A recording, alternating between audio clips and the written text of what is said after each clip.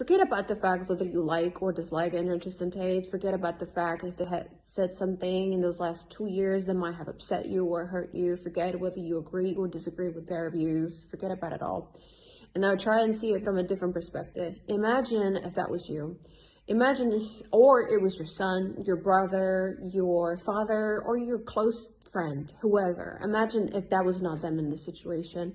How outraged would you be if this happened to them? How outraged would you be if your son got taken to jail while they have no evidence against him, and he got now 2 months to be sitting in a jail? Because that's what's happening right now.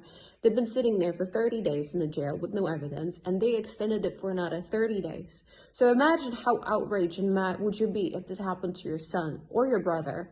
They're keeping him in there with no evidence, and they're just extending the date of the trial of the court because they have no evidence, and this is just a massive violation against human rights.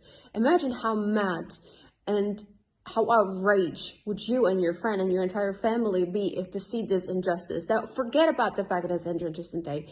Imagine if there was a different perspective. How outraged and mad would you be? Now, I don't understand, just because they're so controversial, how people cannot see from that, past that point, that they're controversial, how this is so unfair and is clearly a violation against human rights in the European Union. I don't understand how people are now mad and don't see this and are now outraged themselves.